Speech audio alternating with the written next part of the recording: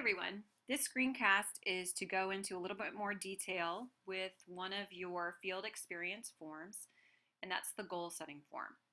So the goal setting form has two places for goals, but because we are doing a 20-hour field experience for EDSP 586, we don't need both of those. So when you are going to be setting your goals, you can get rid of that.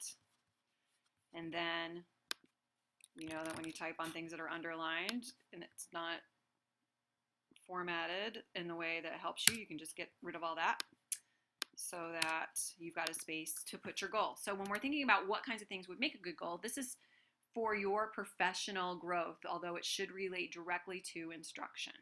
So it's not the same thing as the targeted goal you have for students and what they learn. This is about your practice, but it should be able to be evidenced through the work that you're doing in your lesson planning, if that makes sense.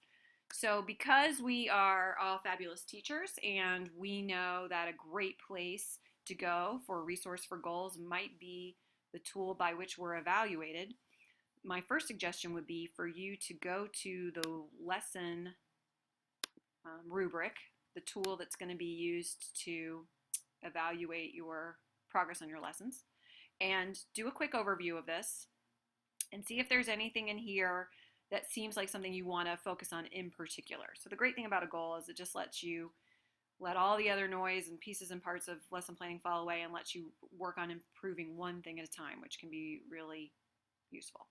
So we're going to take a look maybe at engagement.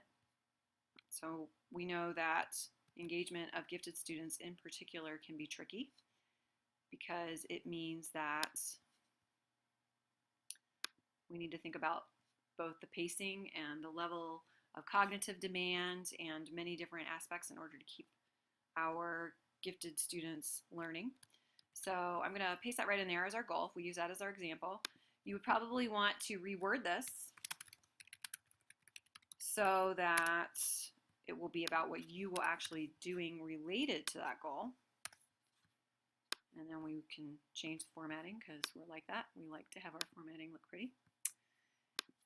Okay, and so if our goal is I will develop strategies related to students' prior knowledge, skills, and interests and engage students in purposeful learning, that's pretty broad. So there's a lot of different things you can do with that. Okay, so then over the course of your field experience time, you would then start to document what kinds of things are you doing towards meeting that goal. So perhaps today, I spent 20 minutes,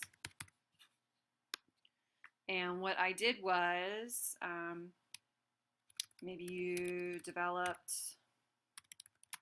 a pretest, and then you might want to go into why does developing a pretest relate to this particular goal. So this test will help me to determine what students already know about the topic.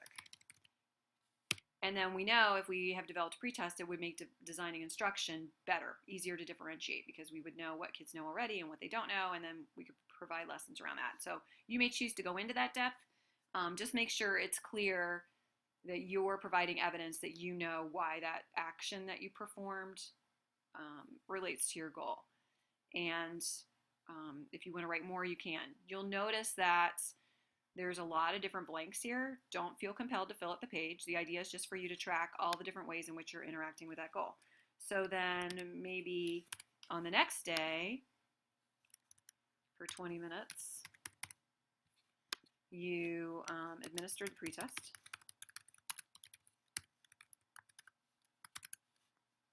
And then have a reflection. So I was surprised that only 2 of my students had prior knowledge. I will plan how to increase the complexity of their learning tasks while the rest of the class works on a more introductory level activity. So you can see where if you pick a more open-ended complex goal, that allows you to interact with it in more ways and will make it easier for you to reflect on your progress. If you choose a very targeted goal, you're going to have a harder time being able to reflect on it over the course of your field experience. So if my goal instead was, let's see, I will develop a menu board. Okay, so that's not a bad goal, and if you haven't had the chance to work with menu boards, that might be a great idea. But when it comes time for you to reflect on your progress, you might have 3 things to put down. I made the menu board, I implemented the menu board, and here's what I would do differently. So you might not be able to get as in depth with your reflection. But part of this progress sheet documents time, and you'll know that time is then also tied to your literal field hours. So if you can document, the more time you can document working towards your goal, that's additional time you can count towards your field hours, which is why choosing a complex goal is good, because then you're implementing more hours during that time. Another suggestion I would have is include, because this is documenting of time, include the time you spend researching, include the time you spend collaborating with others related to your goal, include any time that you are thinking about that goal. You should give yourself credit for that and document that. Just because then you'll be able to use the total time that you've accumulated here and add that to your sheet that has your hour count on it. Okay, so basically you're not limited. You can create any kind of goal that you would like. It needs to somehow relate to instruction for your field experience.